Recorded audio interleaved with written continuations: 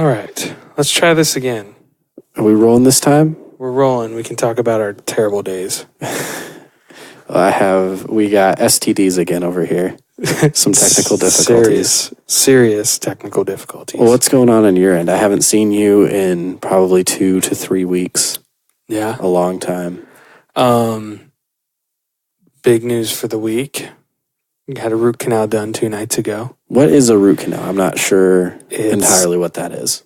Absolutely awful. I got good teeth, so. Yeah. So this one is actually in a tooth that I already had a filling in. Okay. So I didn't really feel it except for every now and then if I was chewing on something hard and it pressed into that tooth, then I could feel it. Mm-hmm.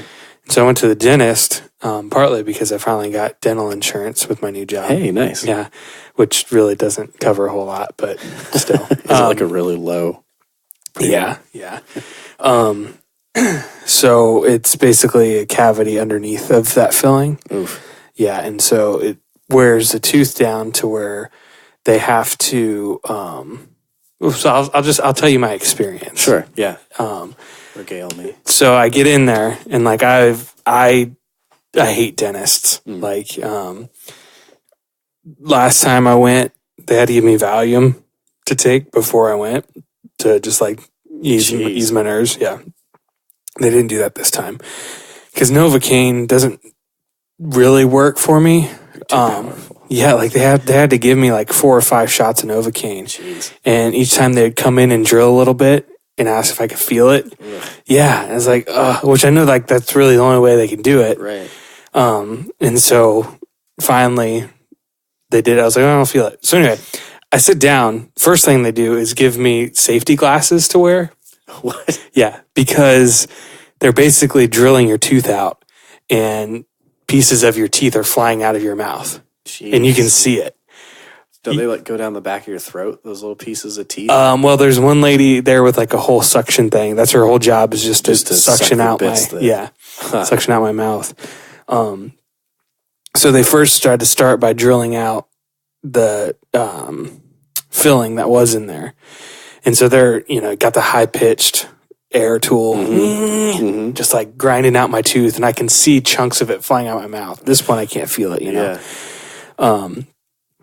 And then once they get that out, they drill out all the decayed part to where it's basically just there's a tooth in there, but it's all weird. It's only the good parts left. Yeah. And so then once they get that all done, then they have to take real fine, basically drill bits and drill down into your nerve canal of your tooth. Does the Novocaine hit that? For the most part, yeah. So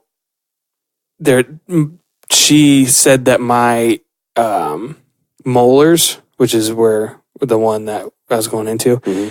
So a normal person's molar length is about 20 millimeters, I think. Okay.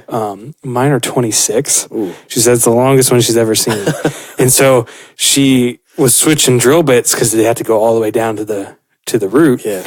And I can see it. I mean, it looks like a monster thing, And then because it's so big, I had to open my mouth so big to get the head of it in there. Yeah. And my jaw pops out of place. And I had to keep it open in that space where it's almost popped out, but not. No. Yeah, to the point where my jaw is just shaking. Yeah. Plus, they put almost forceps looking things. Yeah, the things that pry open. Yeah, they put it around your tooth. And so there's metal pieces that go between your other teeth. Yeah. It pushes your teeth, your other teeth out of the way. But then it keeps your mouth kind of open. And so she had another piece that was supposed to go on my right side to help so I wouldn't have to hold my jaw open. So she put it in there. And then she was like, I need you to swallow so I can make sure that you can with this in there. And I couldn't. I physically could not swallow. And so she had to take it back out. So that way, if I felt the need to swallow, I could swallow. Yeah. So you almost feels like you're drowning the entire time. Because then they put this big rubber pad around your tooth, but to cover the rest of your mouth. Because once they drill the holes in, they're basically drilling out the root so that way they cut off blood supply to the tooth. And it's not actually the root canal's not finished yet. I have to go back in October for them to finish it. No. Yeah. So then they drill out the holes. Someone is like sweating profusely listening to this. I'm sweating profusely listening to this. Allie can't, she could not let me tell her this because she was like getting lightheaded. And so once they drill out the holes, they have to put medicine down in there. Okay. And that medicine's not supposed to get in the rest of your mouth. So that's why they had to put like this big plastic guard on it. And so the suction lady is focused on keeping what's outside my mouth. Yeah. Meanwhile, all the spit is building up in the back of my throat. No. And I'm trying to swallow, but it's really hard to swallow with your mouth open. And they told me if I needed them to get out to raise my left hand, which was nice because I did, and they pulled right out and I could swallow. But so then they put the medicine in there. But it's like little hard pieces that fit the canal holes. Oh, okay. They shove down in there. Ugh. And then I watched them take what looked like the smallest little gauze balls and stick them over top of the holes, I'm assuming, in my tooth. Okay. And then they put a temporary filling over top. Okay. So right now there's stuff in my root canals, I think. Okay. Which if I think about too much, will make me little woozy. Yeah. Knowing that there's just stuff in my jaw. Yeah. And then, but since it's just a temporary filling and they've drilled out the decay in my tooth is not even anywhere. Okay. And so one side's super sharp, but the other side's super low. And I can't chew anything on it right now because it hurts so bad. And so it's it basically just feels like I've had a headache the last 2 days. That sucks. Up the side of my face, Yeah. And I have to chew everything on this side. I had rice tonight, and some of the rice was just a little crunchy, just some of the pieces. Yeah. And it got over to my left side just by chewing, and I bit down. Oh, I wanted to puke. Because they also said since they cut the blood supply off to the tooth, over the next few weeks, it's going to get more brittle. Oh, no. Yeah, and they said if you chew on anything hard, you'll break it, and then they have to pull it and put an implant in. Yeah, because the next step is I'll go back. They'll drill everything back out, which that's what they said. They basically have to do it all again. I think this step is putting medicine in for something. It sounds more humane just to pull it and put an implant in at this point. If they got to do all that stuff again, I know. Oh my goodness! And honestly, the worst part was the Novocaine shots because you feel them going into your gum, right, and then trying to hold your jaw open. Honestly, my jaw is so sore too, just from keeping it open. But then after they drill it all back out, then I guess they put a crown on it. Okay. Which is, I guess, just a tooth-looking thing anyway. Mm-hmm. But I asked them, at first I was like, can you just pull it? And they're like, well, since it's my molar, it's one of my main chewing teeth. And they're like, you'll probably miss it. We'll do it if you want, but then later on, your only option is an implant, which is 5 times the price of a root canal, which the root canal is still super expensive. Gotcha. So I've been eating ibuprofen the last 2 days. That sucks. Yeah. Got to watch it with the ibuprofen, though. You'll get ulcers. I know. That's a whole other problem. I know. Where does it end? Doesn't. And the medicine they give you for the ulcers will probably make you pee or poop a lot or make you depressed or something. Yep. It's just worse than the original symptom. Yeah. It's just a never-ending cycle of sadness. Yeah. That's what life is. Seriously. This is the depressed podcast. You had a bad day. I had a bad day. I haven't had a great week. I'm really sorry to hear that, man. That sounds like such a traumatic experience. Yeah. I hate the dentist. I was just saying, I did the math. I don't think I've been to the dentist since I was 17. Really? I'm 24. Yeah. So how long is that? 4, 5, 6, 7.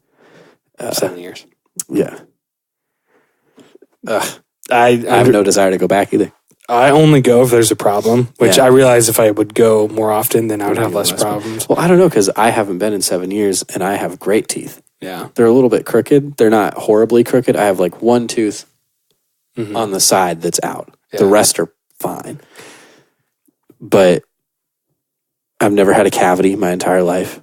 How would you know if you haven't been to the dentist in 7 years? Well, they hurt, don't they? Sometimes mine didn't hurt. Huh.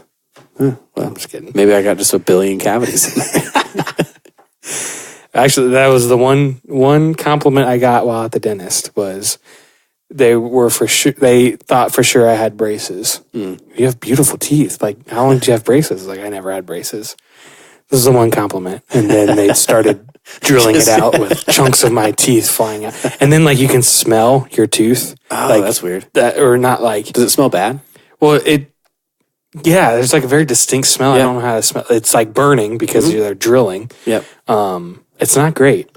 I think bones smell bad, like when you break them or cut them. Yeah. Because we live in the country. I come from a family that hunts. Get over yourselves, people. We only take what is necessary. We don't really hunt for sport. We more hunt for meat and just to get out in the woods, because getting out in the woods is just great. But I've cut antlers before, like off of deer. And when you cut those things, it stinks. There's like a very distinct smell. It's not like, whoa, like fall back stink. It's just like, this is a little bit unpleasant. Yeah. But it's that cutting the bone. And if I know that a tooth is bone. So if they're drilling in that tooth, you're probably getting that bone smell. Yep. Yeah, it was not. I don't wish a root canal on anybody. Can you taste then tooth in your mouth? Like busted up tooth? I'm assuming that's what I was like. There was a bad taste in my mouth basically the whole time, but I wasn't sure if they were putting stuff on my tooth or what all they were doing. Yeah. But yeah, that part pretty much sucked. And then I've been trying to run more. It's been totally done this week because I can't. Like if I think it's my heart rate or something gets up, it just starts killing my jaw. Like pulses. Yeah, just like pulsates. Does like the impact of running, like your feet hitting the ground, that too? As well? Yeah. So it just kind of sucks. But they said it's not supposed to feel this way the whole time until the next appointment. So yeah, we'll see. But then the next appointment, if they do it all again, it's going to be another week or however long of this crap. So yeah. Do you remember when I had that stuff going on with my throat? I think we had just started podcasting, actually. It was very early on into the podcast. With your throat? Yeah, like I couldn't, it hurt really bad to swallow. Yeah, you were convinced you had throat cancer. Yeah, I forgot about that. Because that was like, I think it was 8 podcasts in a row, so like 2 months, or 3 months actually, I think it was. And then it went away, and then it came back for a little bit. And I couldn't swallow. It hurt, like my throat hurt so much. Just to swallow spit, it killed. And then like eating was just completely off the table because it just absolutely killed to swallow anything. So I went to the doctor. I went just to the ER, and they're like, oh, you might have mono or something, and like swollen lymph nodes. So come back in a week and we'll see. We'll do a test for mono, and then we'll see what it is. Well, I got back the positive mono test, but then I was like, there's still something going on with my throat. So I went to my ear, nose, and throat doctor, and he looks in there for 5 seconds and goes, you have a raging case of tonsillitis. He used the words raging. My very intelligent doctor. But that eventually happened. They had told me that I would need to get my tonsils removed because it came back, and I was like, what do I do at this point? Because I don't want it to just keep coming back. Right. He was like, honestly, you're just going to have to get them removed. But eventually it went away, and it was fine. But for some reason, I think because of the mono and my swelling lymph nodes, because it was like I had the tonsillitis, and then that went away, and I got mono, like at the very tail end of that. And then once the tonsillitis went away the first time, I think the mono had swelled up my lymph nodes to the point that it was killing my wisdom teeth, because I haven't had my wisdom teeth out yet. So I couldn't chew anything on both sides after not being able to chew already. And then eventually that died down, and I got tonsillitis again. And I couldn't chew again. we're such old men. I know. I found out, side note again, last week I went to the eye doctor because since I changed jobs, my insurance changed and my normal eye doctor doesn't take my new insurance. Gotcha. Actually, I got insurance for the first time, I guess, eye insurance. So I had to go to a new one. So I went to the new one, and you and I both are very much fans of daily contact lenses. Put them in, wear them for a day, throw them away. Yeah. Get a new set. Yeah.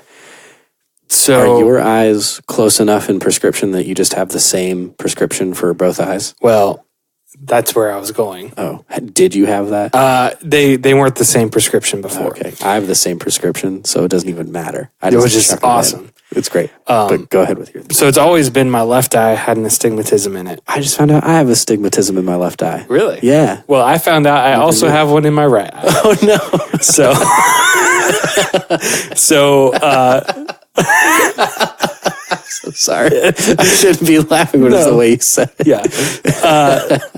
So as I was getting like lens fittings and whatnot, she was like, "So just so you know, you can." First, she said, "Be honest with me. You wear dailies. Do you wear them as dailies?" She was asking like, "Do I sleep in them? Wear them?" I was like, I wanted to be like, I wear dailies because I'm so lazy that I'm gonna get a new one. Like, yeah, right. Well, I was like, no. I was like, only time I stretch them is if I'm at the end of it and I can't get in, new ones in. She's like, well, because your astigmatism's now in both eyes, the price of your lenses for dailies are going to go up a solid amount. I was like, okay. And so now I'm on monthlies. Oh, no. Yeah. I will say, though, like, she said that I should have had a different prescription last time. She said that the last eye doctor didn't do it right.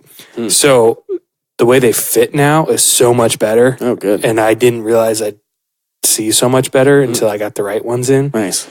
So that's good. And like monthlies, they'd feel better on my eyes, like because they're made to last longer. Okay. So like they're not as dry. Yeah. That's the thing with dailies is, and it seems like sometimes, like most of the time it'll be fine, but sometimes you'll get a pair that just will scratch your eye all day long. So yeah, now I'm on monthlies and I got to take them out every night. And that's a bummer. Yeah. You ever thought of LASIK? I want LASIK. You're so old bad. enough.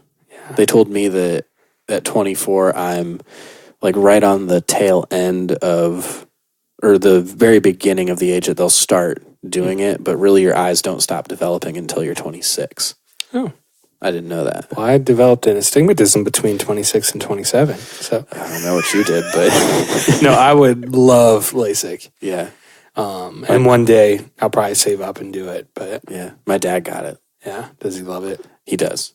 Yeah. He had some issues with getting his right eye correct, but he did the thing where he paid us like, I don't know how much. Sorry, Dad. I think $1,500 an eye. But with that was like the little bit more expensive option. With that, he got a free, like an additional free checkup, and like if they do it wrong or if something's not right, they'll do it for free. They'll fix it for free. But he had astigmatism in his right eye. Really? And that eye was the problem eye. Like it just, his left eye changed and it like corrected. Cause it's like a week of like not knowing what's gonna, like if it's gonna work or if it's gonna take. And then it just kind of switches. And like it's blurry for like a week and then you can see. Really? Because it just heals, I think is how it, because they cut the film on your eye. Which is crazy. Yeah. But the right eye didn't change right away, so he went back and got it fixed, and they couldn't quite get it. I think he's like, I don't know, 22, 20 or something. I don't know what he is really. But it's something very close to 20/20, but it's just not quite there. Right. Which, I mean, if you have at least one good eye, it kind of balances itself out because my astigmatism's in my left eye. My left eye is just a little bit blurry if I close it compared to my right eye. But when you use both of them at the same time, your brain doesn't really know the difference. It just kind of balances itself out. Yeah. Well, Yeah. Also, before we hop off of contacts, Okay. I'm sorry. You're good. I too had a checkup just this past week or last Your week eyeballs? with my eyeballs. Yep. And they did the whole dropper that dilates your eyes. They did that whole thing. And then since I do the dailies, they're like, well, you can either pay for half a year, 6 months now, or if you pay for a whole year, you get a rebate, like a $200 rebate. I'm like, okay, I'll just do the whole year because I'm going to have to buy them anyway. But with the exam, which dental is not covered or vision is not covered on the insurance I have, with the exam and the year subscription or the year supply of contacts, it was like over $500. Ouch. Yeah. Ouch. Yeah. Well, just to see. Right. That's what I was calculating in my head when you told me about the LASIK. Over the last, let's see, I've been wearing contacts since the last 5 years. I haven't had vision insurance, but I had dailies. I could have easily paid for LASIK with the money I spent doing all that in the last 5 years. Yep. Because I only do a yearly checkup. Yeah. So, and then I think it's about the same price. Like $500 equates to $250 twice a year. So $500 a year in 3 years, LASIK would have paid for itself. Fooled us. Yeah.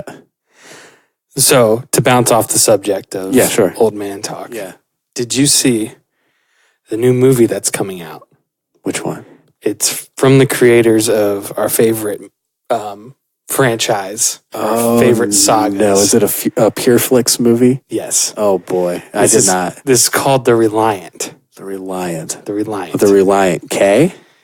The band? No. Oh, see, I'd be into that. Yeah. So here's just a snippet of the official synopsis. So this is direct quote from the official synopsis. Oh, official. Alone and vulnerable, the children's faith and family bonds are pushed to the limit, especially those of eldest daughter Sophie, who questions the morality of gun ownership, but soon learns that in God all things are good, including her family's Second Amendment right to defend themselves. Oh no. Oh no. It's so bad. Yeah. Just that synopsis that the film studio wrote. Oh no. Yeah. There's going to be riots in the street around that movie. Yep. There's the official trailer is out.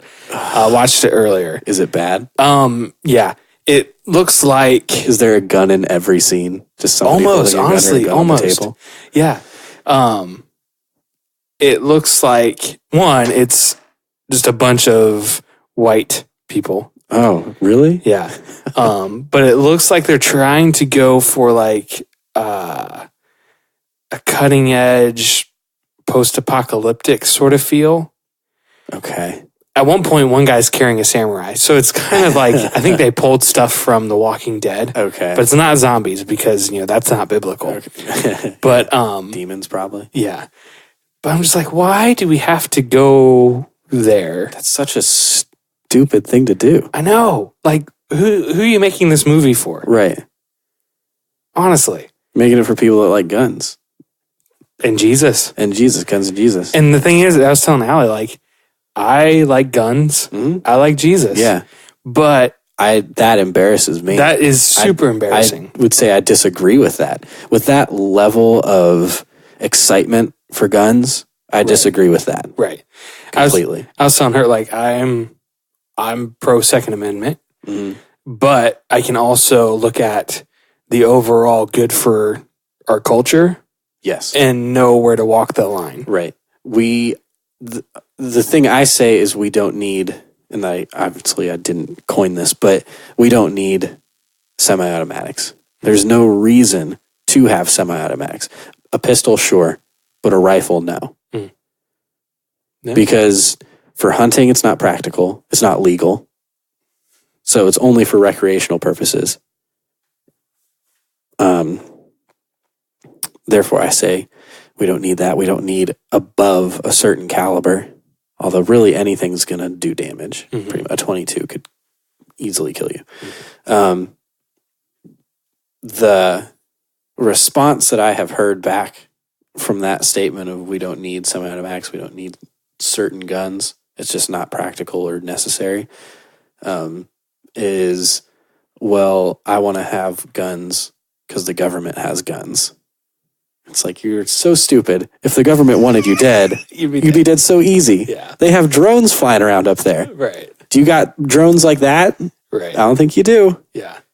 That's such a joke. People thinking that they're going to have guns to protect themselves from the government. Right. That is such a joke. No, I absolutely agree. Because like, whatever gun that you and I can get, Yeah. the government's gonna have one bigger. Yep.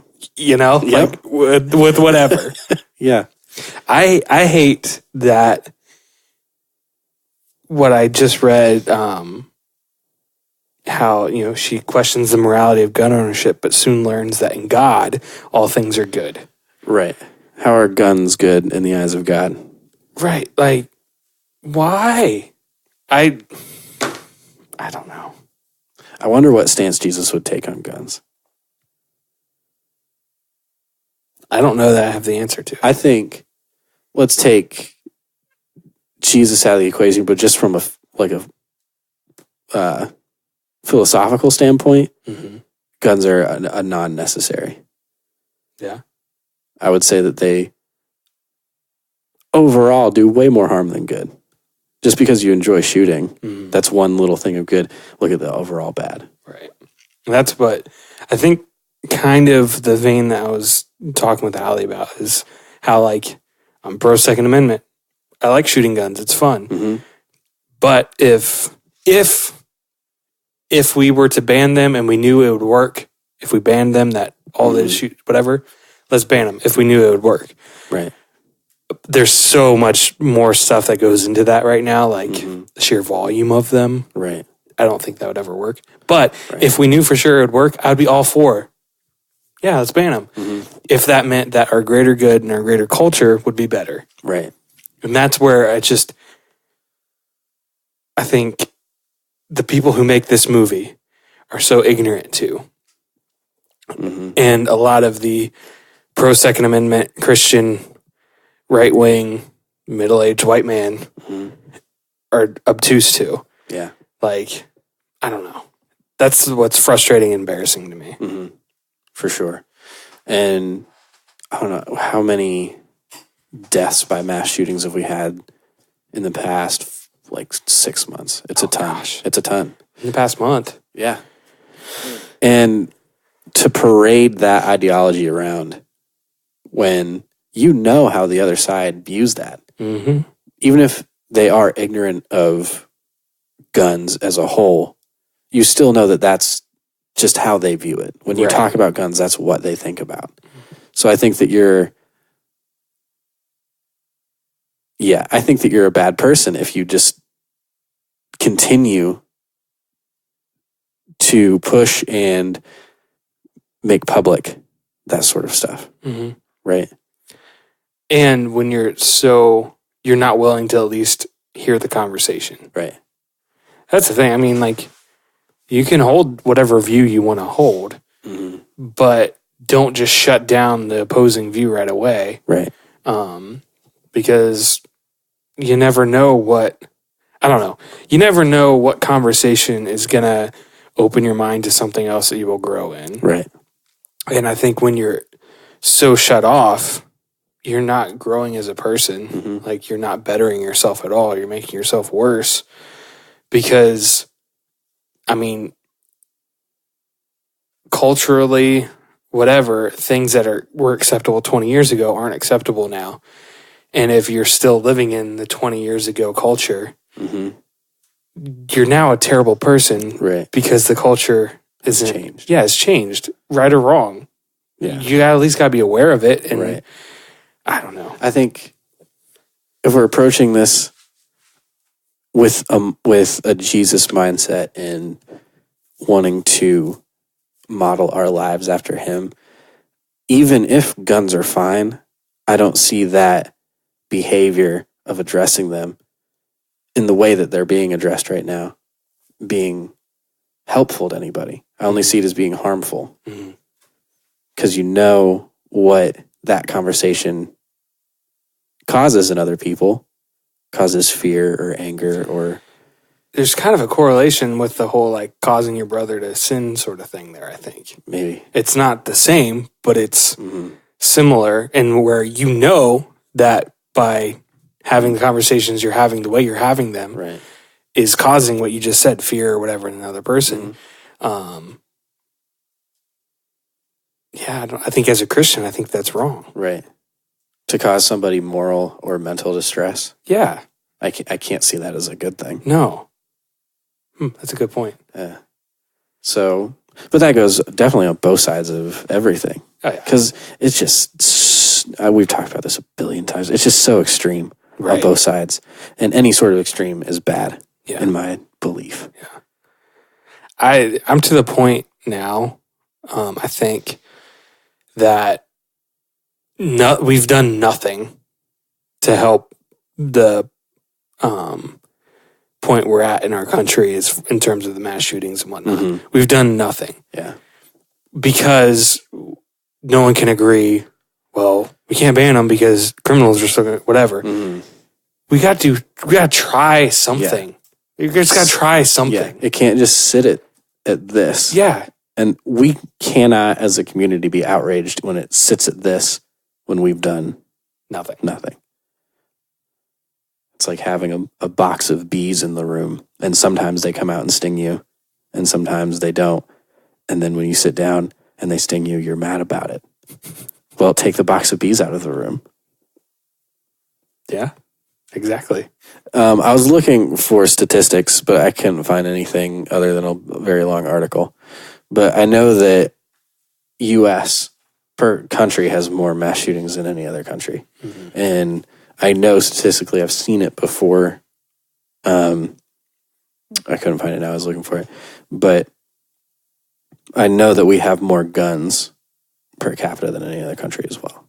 Yeah. So that, I think, says something to me. But I don't know. It's a hard conversation for this area of the world as well. Absolutely. Or this area of the United States. The rural Ohio. Area. Yeah. I mean, I don't claim to have all the answers, but let's just try something. Right. Speaking of rural, to sidebar.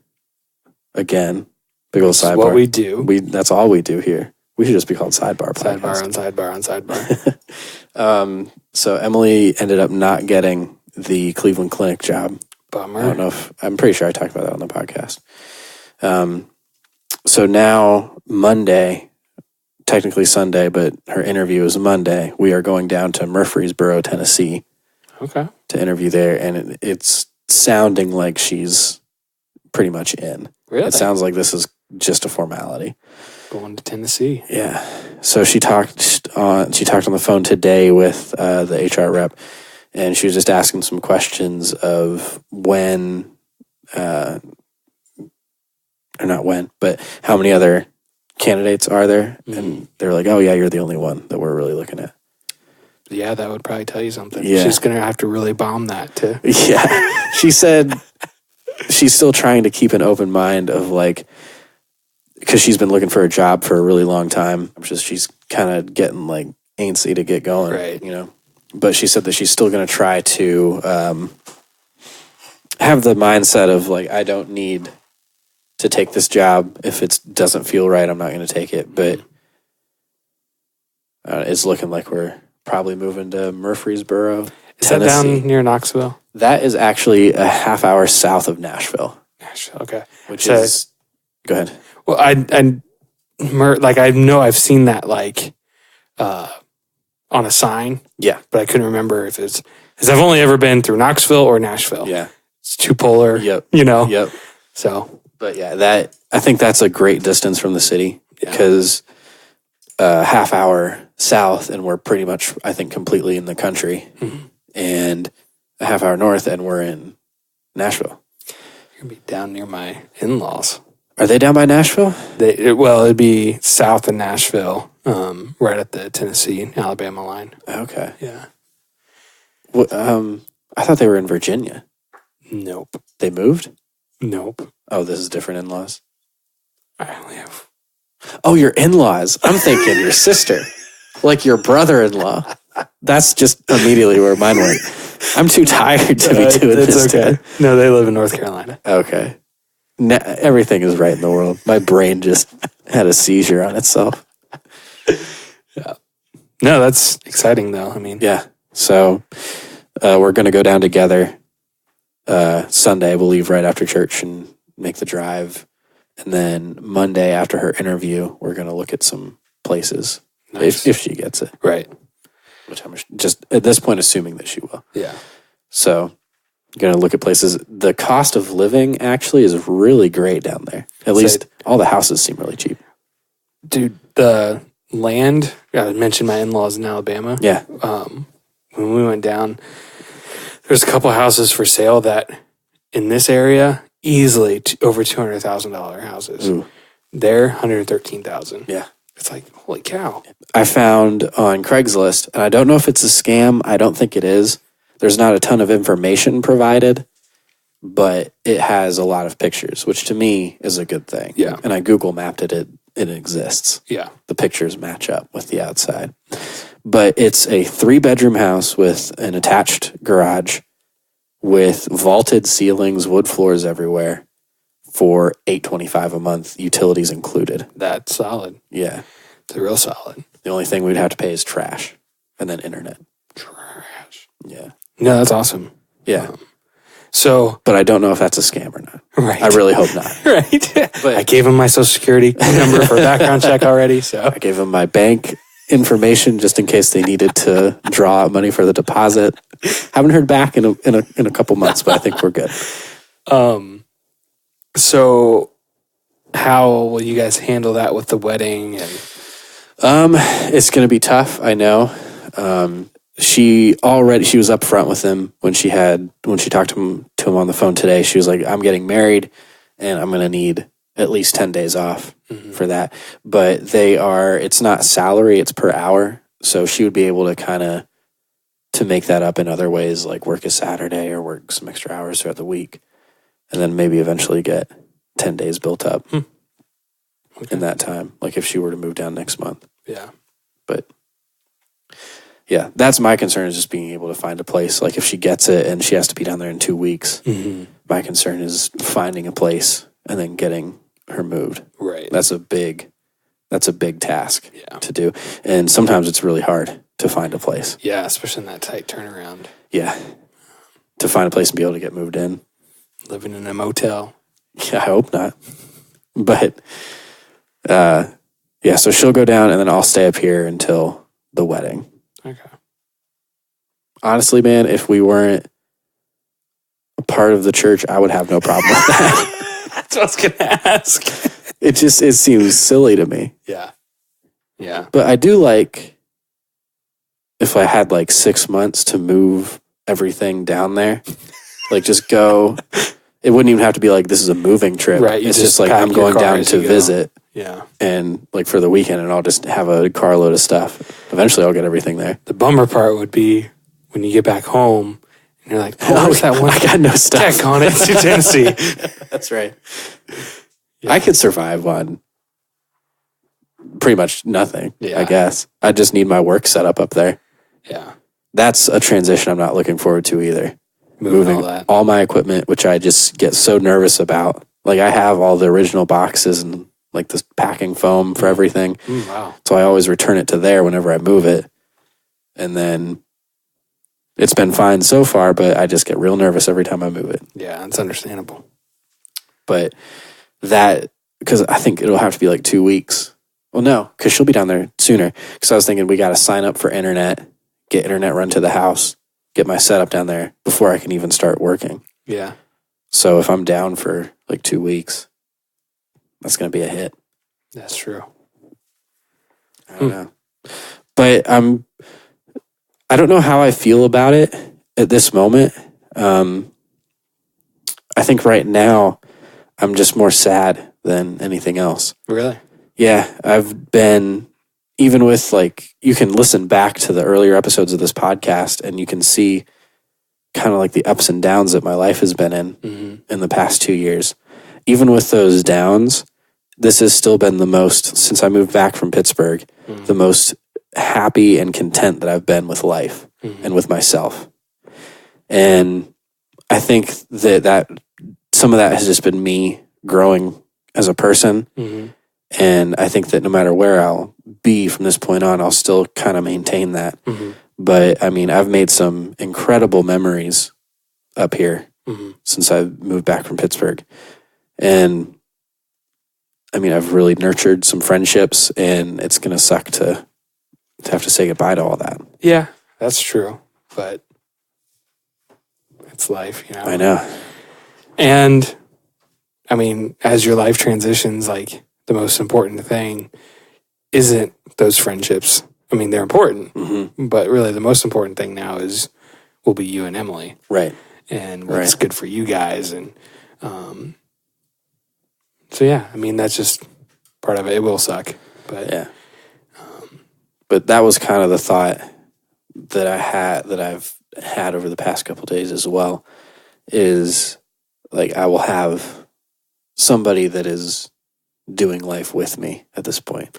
That's one of the things Allie and I were talking about with where we're at. Not to change subject, it's the same thing, but like, even just looking for new churches. Yeah. Like, you never have to do anything alone anymore. Yeah. Which is super comforting, because like, how bad it sucks to be the new kid, you know, or you know, be just in that new situation. And I mean, it's not like all roses and whatnot, but you always know that I'm not walking into this new place by myself. Like, I have someone who knows me better than anyone else knows me, who's there too, doing it with me. And so, yeah. Yeah, that's a great thing, man. And that's what you'll have. Yeah. Yep. But also, just with this has been, because it's been super quick. Like, we found out last week that they were interested in her, and then, or the week before, sorry. And then last week we were waiting to hear back on Cleveland, which I'd kind of really gotten my hopes up for. Yeah. Just because location wise. And then hear back Monday. We didn't get Cleveland, so we're going to go interview at Murfreesboro. Yeah. So it's just been kind of quick. And I know what moving does to my anxiety, and just like having to talk to people and get a house and talk to the landlord and all that stuff, and contact the landlord, because I'll be calling tomorrow to look at how to set up appointments to look at houses, and I'm dreading that and dreading going to see those houses, and then setting up utilities and stuff. It's just, all that stuff really plays on my anxiety. Yeah.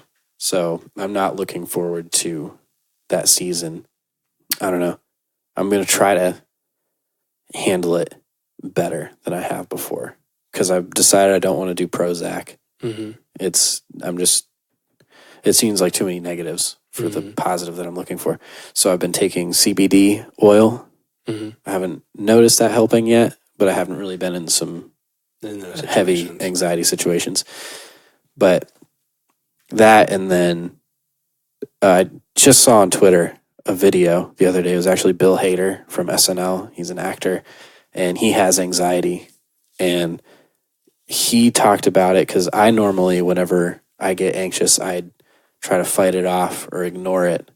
And I normally don't notice any difference. It definitely doesn't help, just that method of dealing with it mentally.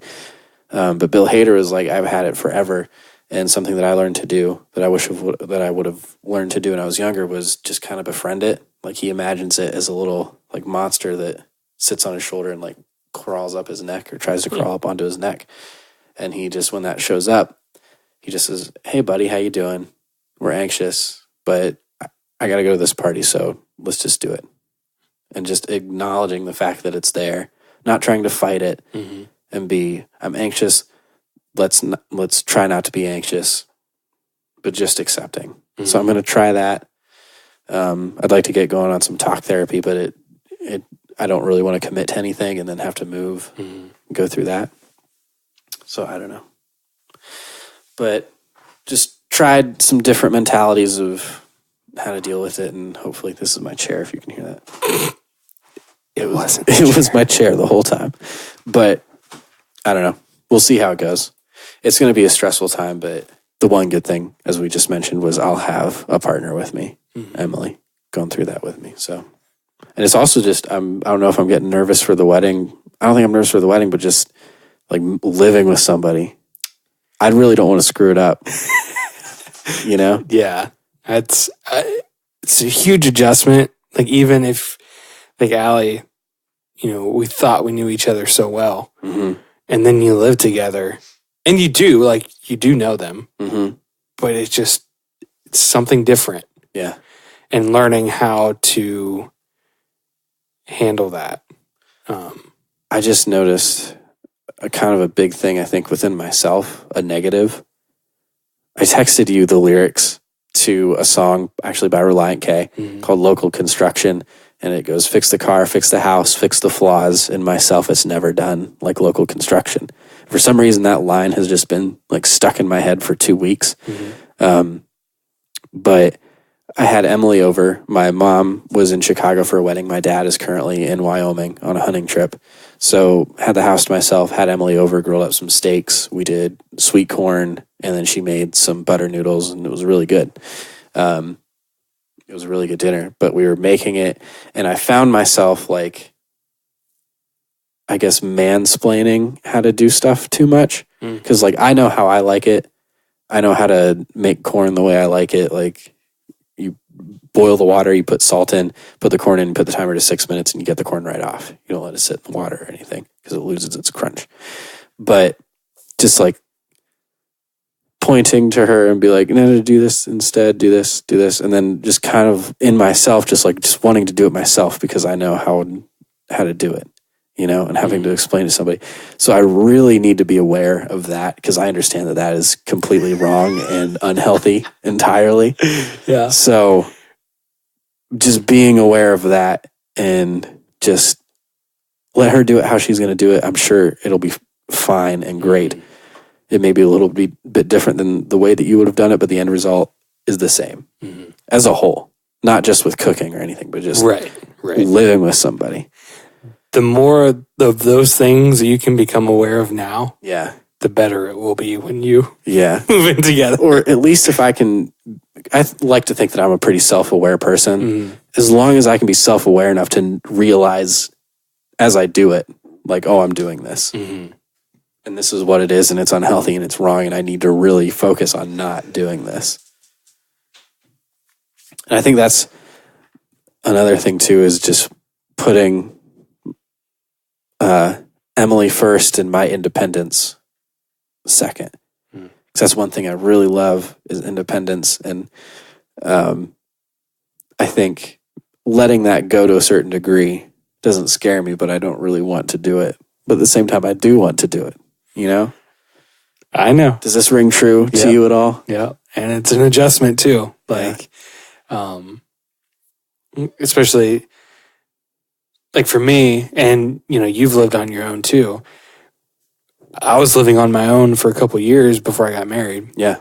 And so I was just used to, if I wanted to hang out with you until 2:00 in the morning, I would go hang out with you until 2. If I wanted to run down to my parents and it got late and I'm just going to crash there, I would just crash there.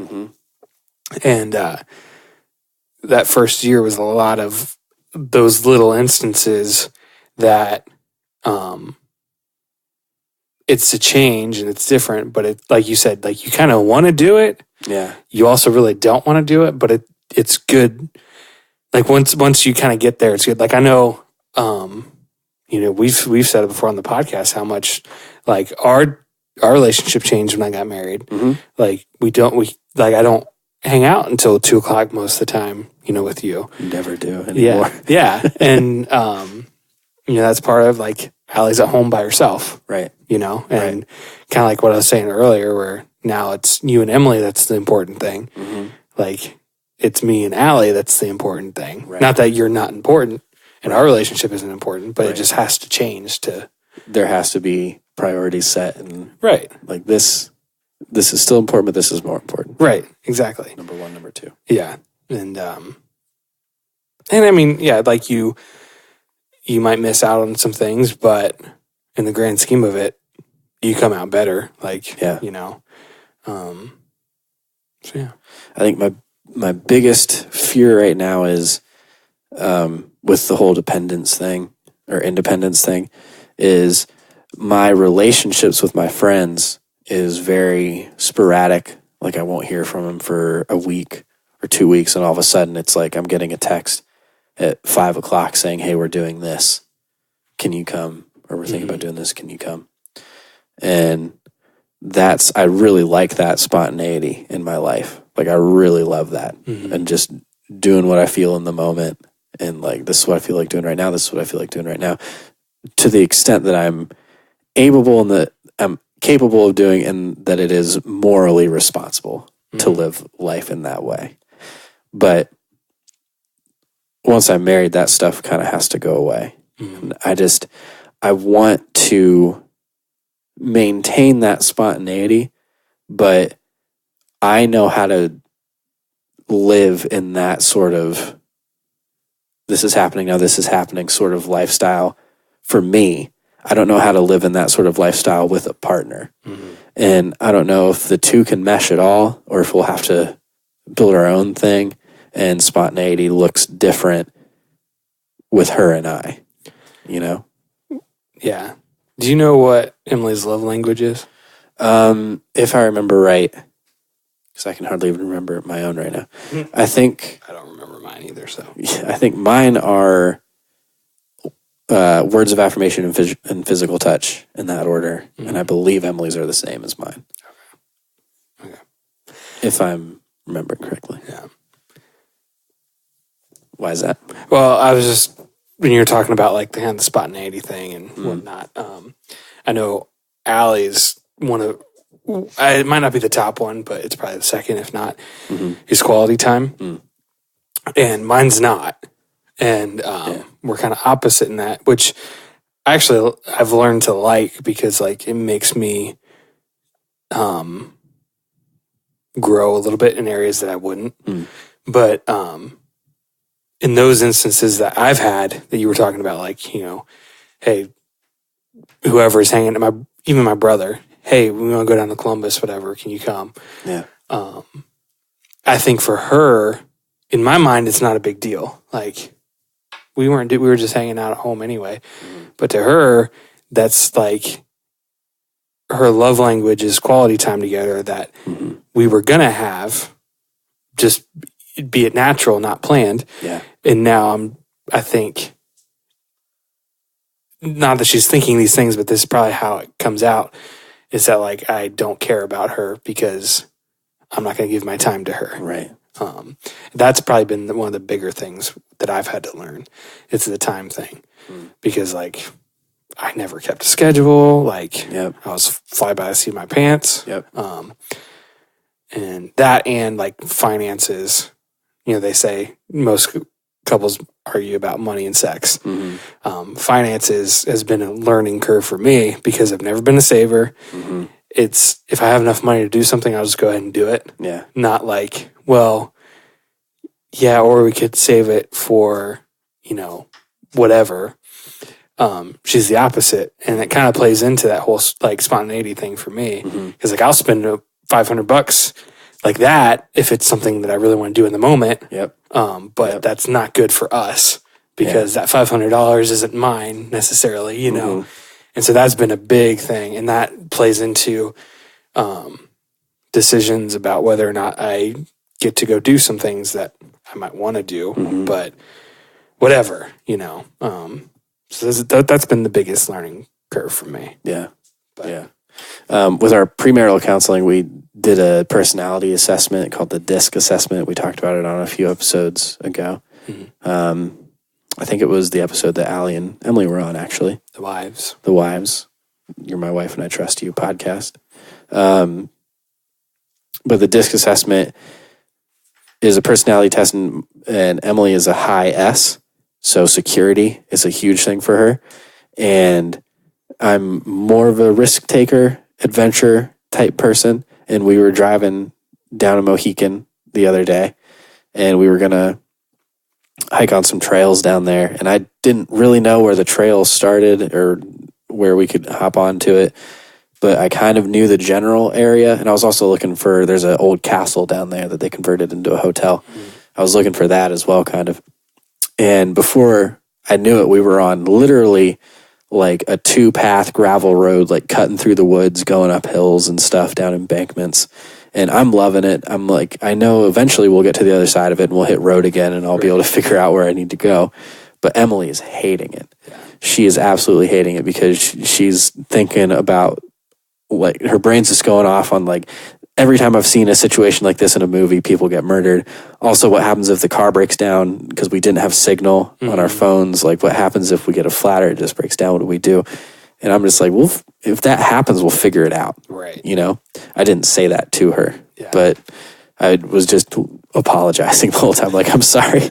It's too late to turn around now. We're halfway. We're probably more than halfway down this gravel dirt road. But so I screwed up a little bit. But to me, that's fun and that's exciting to me. So I have to kind of be aware that that's not for her. If I want to scratch that itch, I'm just going to have to go out and do it with friends or by myself. Yep. I don't know. Life, man. It comes at you fast. Next week, I'll have stories of my travels. That's true. So you'll maybe be a well-traveled man. I'll have a big white beard by the time. That's right. I'll have a cane. I'll be withered. I'll smoke a long pipe. You're traveled. I'm long in the tooth.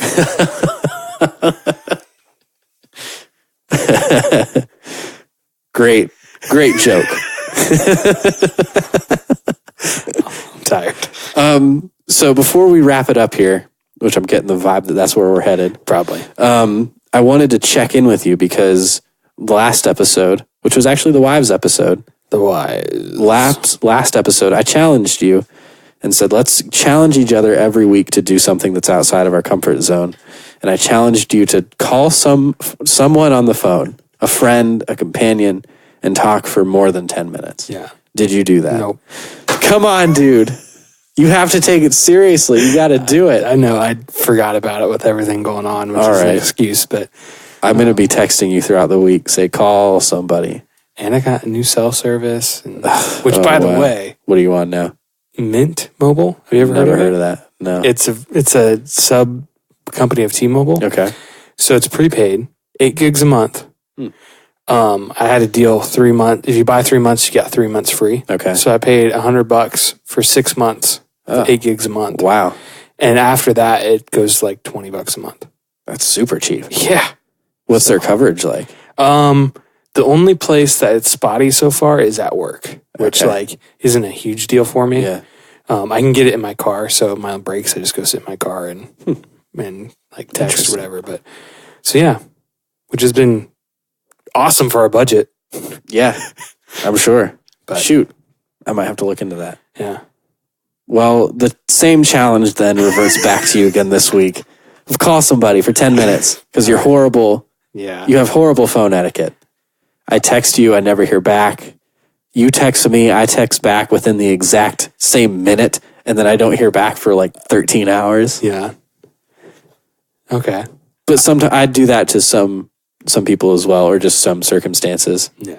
Like Zacho. I'm talking to Zacho, he's going to come up and do some recording. And he sent me a text like 2 days ago with songs on them that he wanted me to listen to. There were 2 additional songs.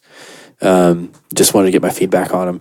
And I got them, and I wasn't in like the right mindset to really listen and give constructive feedback. And then I just haven't been able to get into that mindset to look at those texts. So I understand that. But I don't have big asks of you hardly ever. Well, what did I do anything for you? Or yeah, I think Emily gave it to me. It was to shut off my email notifications, which I did and have been doing, and it's been really great. Good. I'll cheat though. Sometimes, like right before I go to bed, I'll just open up email, Gmail, and check just to make sure there's no emergencies. So I need to be better and not do that. But it has been better, like shutting off at the end of the day when I'm done with my work day, and then work is done. Yeah. Work is left at work, which is great. I really love it. So thank you, Emily, for challenging me to do that. So now I need a new thing. Pushes me outside my comfort zone.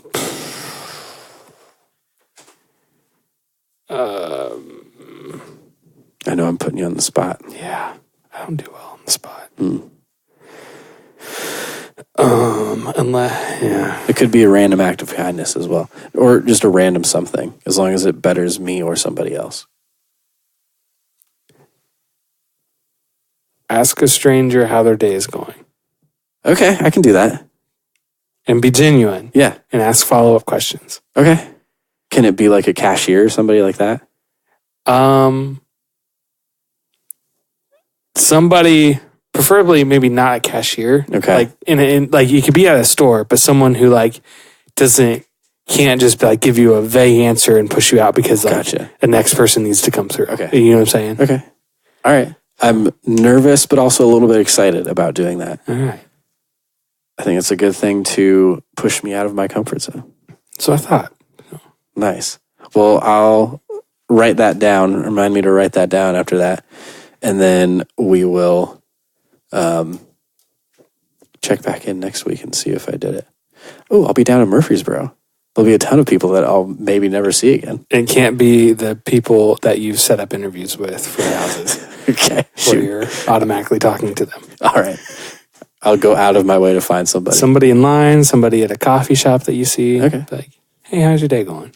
I like that. I really like that. I think that could have a big impact. Or I'm going to get shot. We'll see how it goes. So, all right. You want to kazoo us out of here? I don't know if I'll be able to. Really? The vibration of my Okay. jaw. Well, then I will kazoo us out of here.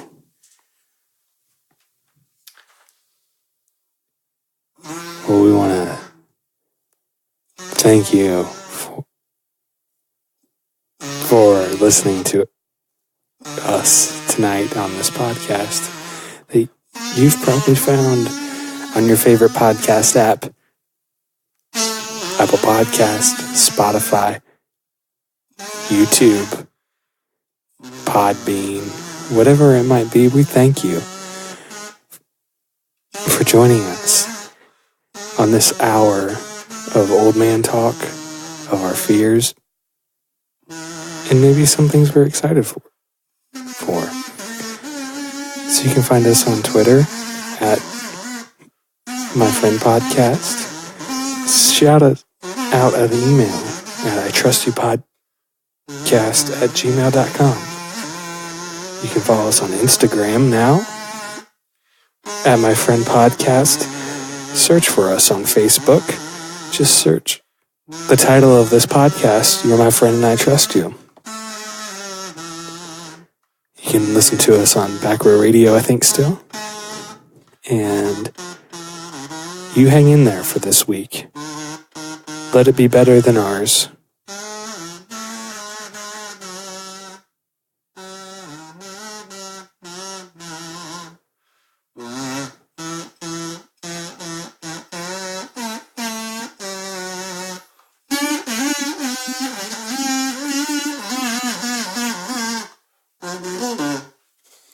Just two dudes having a conversation.